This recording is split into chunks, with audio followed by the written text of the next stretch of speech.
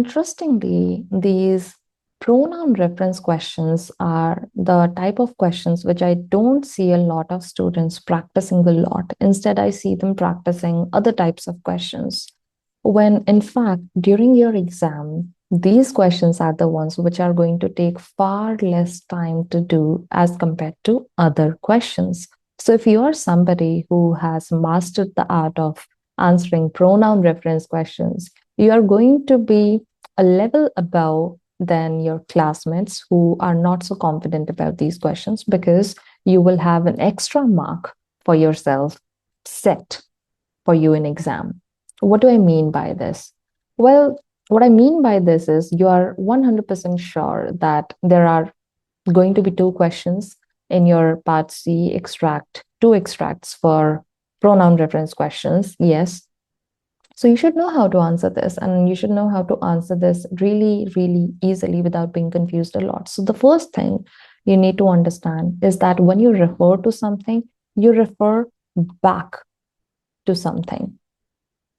So if I have mentioned a word like it here, and I've mentioned a word like these or this here, then I'm referring back to something, right?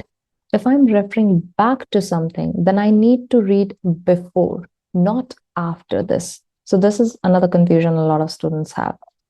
When you want to read back, sometimes students wonder, do I need to read only one sentence? Or do I need to read two sentences? Or do I need to read the entire paragraph and waste my time, right? So here you can absolutely save time. And let me show you how with this question. So the idea is that I have this it part here. So I should be looking previously in this part of the sentence.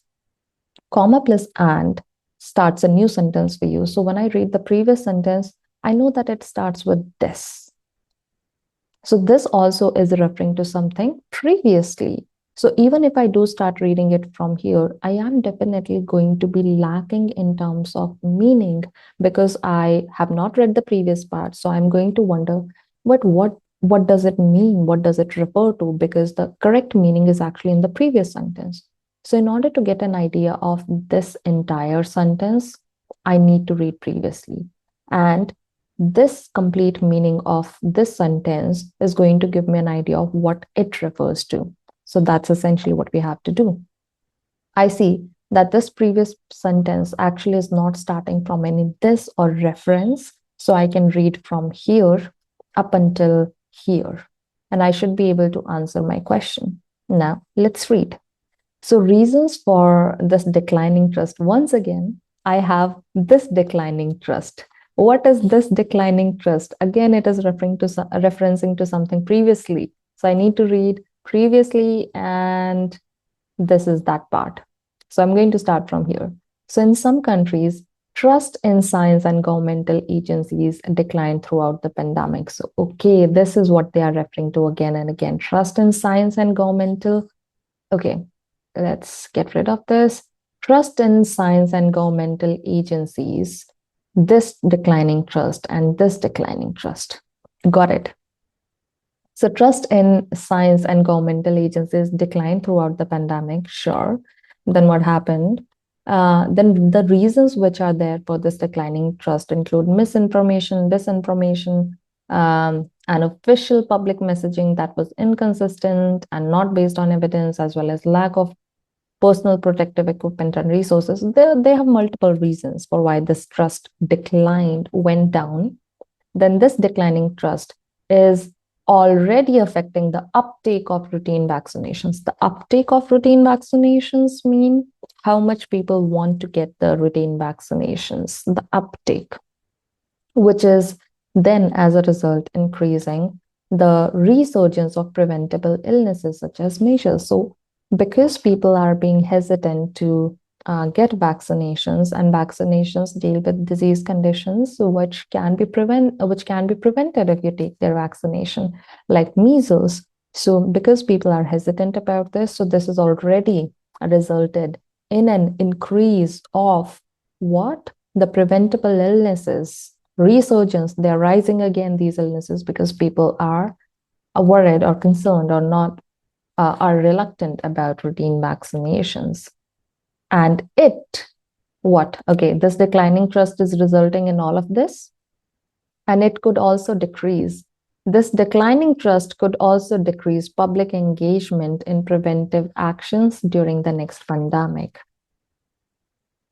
If a student had not read this part here, then the student would not have been able to answer this question. Trust me, they would have gotten it wrong. And another way of checking that you have gotten the answer correct for your pronoun question is by replacing the noun that you have got, the declining trust here, with the pronoun that you have. So, declining trust in science and governmental agencies could decrease public engagement. Yes, because government agencies, they are not interested in preventive actions. Yes, because declining trust in science makes sense. But if I try to think of it as other terms like routine vaccinations, so routine vaccinations could decrease public engagement. No, routine vaccinations cannot decrease public engagement, so this would not be correct. Then preventable illnesses are plural, so it would not make sense. Routine vaccinations are also plural, so it should not make sense. Measles cannot decrease public engagement, which is one singular disease condition. So here you go. So the decline in routine vaccinations. So the decline in routine vaccinations could decrease public engagement in preventive action. It is singular, but this alone is not the reason for why this would happen. They are talking about the overall decline in science and governmental agencies. But if I don't have a better option, I would go with it.